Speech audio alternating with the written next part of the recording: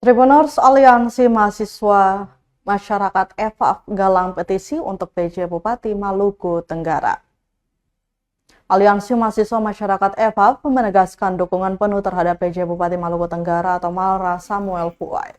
Dukungan itu dilakukan dalam bentuk penggalangan tanda tangan yang menyasar warga kota. Mereka menggalang tanda tangan mulai dari Jalan Depot, kemudian berlanjut ke Pasar Langgur dan kawasan landmark Kota Langgur.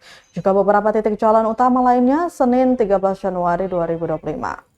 Koordinator Aliansi Mahasiswa Masyarakat EVAF, Rudi Raubun, salah satu orator kepada awak media menuturkan, ini merupakan aksi damai dalam rangka menggalang dukungan. Oleh sebab itu lanjutnya, Aliansi Masyarakat Mahasiswa EVAF turun ke jalan untuk membuktikan apakah PJ Bupati Malra masih didukung masyarakat atau tidak.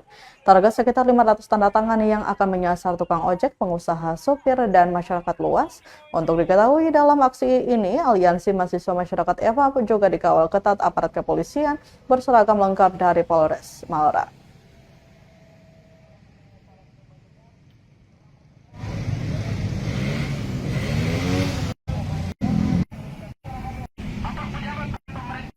Aliansi hari ini penjelasannya seperti apa?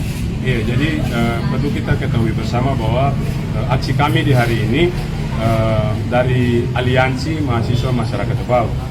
Jadi aksi kami berupa aksi damai dalam rangka menggalang dukungan dalam bentuk petisi terhadap pejabat Bupati Kabupaten Maluku Tenggara, dalam hal ini Bapak Dr. Randu Samuel YMH.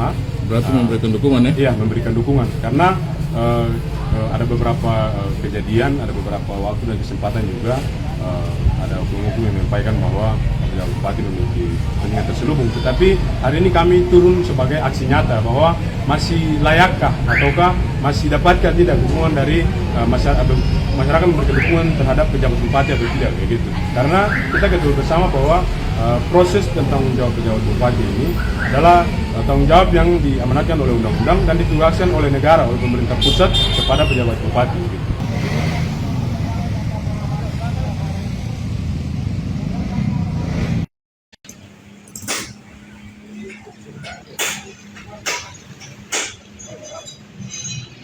Download Tribun X sekarang, menghadirkan lokal menjadi Indonesia.